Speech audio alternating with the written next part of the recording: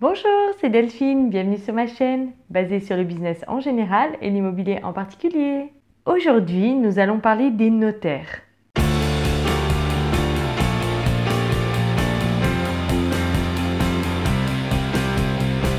Comme d'habitude, je vous invite à vous abonner à la chaîne et à liker la vidéo. Aujourd'hui, nous allons parler des notaires. Qui sont-ils? Quel rôle ont-ils? À quoi correspondent les frais de notaire? Je vais essayer de répondre à toutes ces questions dans cette vidéo. Alors déjà, le notaire a un rôle de conseil.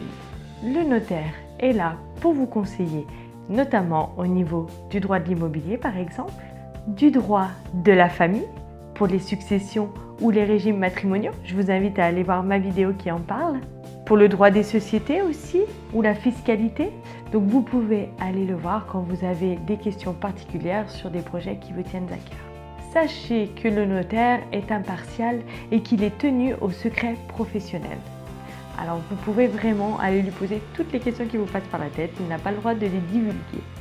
Sachez aussi qu'il y a certains actes pour lesquels nous sommes obligés de nous rendre chez un notaire, notamment lors de la rédaction d'un contrat de mariage, donc c'est le notaire qui l'entérine, ou lors de l'achat ou d'une vente immobilière.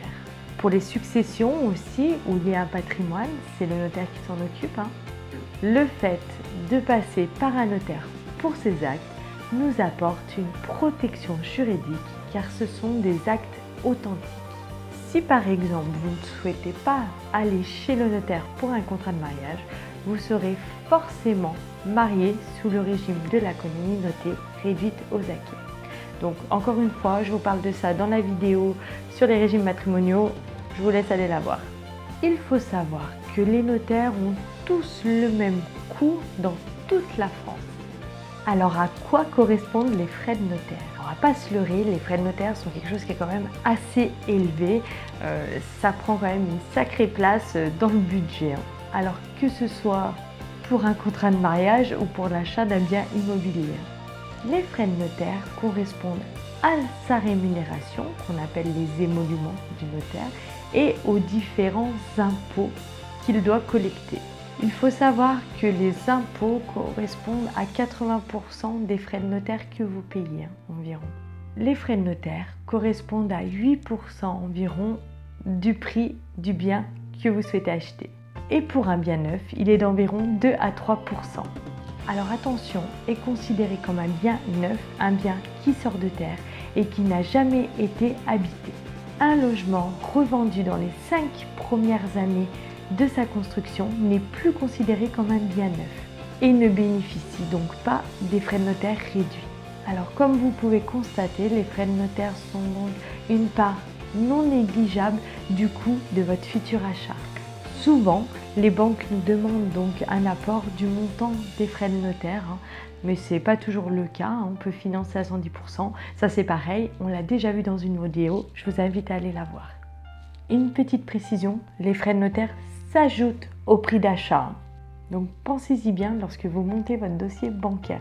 Si vous achetez une maison à 100 000 €, vous aurez environ 8 000 € de frais de notaire. Donc au final, il faut emprunter 108 000 €. Ces impôts se décomposent en 4 parties. En premier, il y a les droits de mutation ou droits d'enregistrement, qui sont les sommes perçues par le fisc. C'est la part la plus importante des frais de notaire. Il y a les frais de formalité et les frais divers. Ce sont les différentes démarches qu'a dû effectuer votre notaire en vue de la rédaction de votre acte authentique. Les frais d'expédition divers par exemple, ou encore les frais par rapport aux documents qui peuvent être payants. Sachez que votre notaire va vous demander une provision afin de payer ces différents frais. Il y a aussi la contribution due à l'État pour l'accomplissement des formalités d'enregistrement et de publicité foncière. Donc vous voyez, les frais de notaire représentent en fait une panelle de plein de petites choses à payer et la totalité ne revient pas à votre notaire. Alors une petite astuce pour payer un petit peu moins de frais de notaire lors de l'achat d'un bien immobilier, vous pouvez faire apparaître le coût du mobilier restant dans le bien. Donc quand on parle de mobilier restant dans le bien, on parle du mobilier qui ne peut être enlevé. Donc on parle de cuisine par exemple, le poêle à bois ou la cheminée. Donc on chiffre tous ces biens mobiliers qui restent à l'intérieur du bien immobilier et on le déduit du prix d'achat du bien pour le calcul des frais de notaire. Car les frais de notaire sont pris sur le prix de l'immobilier et pas du mobilier. Donc si par exemple vous avez une cuisine et une cheminée et qu'il y en a pour 10 000 euros, et bien si vous achetez une maison à 100 000 euros, le notaire calculera les frais de notaire sur 90 000 euros. Donc 100 000 moins les 10 000 de mobilier. Donc je vous invite à aller voir la vidéo que j'ai fait sur le déroulement d'une vente chez un notaire. Ça vous apportera encore plus de précision. Alors on arrive à une question cruciale, comment choisir son notaire? Le conseil que je peux vous donner, c'est choisissez quelqu'un avec qui vous vous sentez en confiance. Le notaire est là pour vous conseiller et vous donner tous les tenants et aboutissants de l'engagement que vous vous apprêtez à prendre. Donc il faut vraiment choisir quelqu'un en qui vous avez confiance en son professionnel.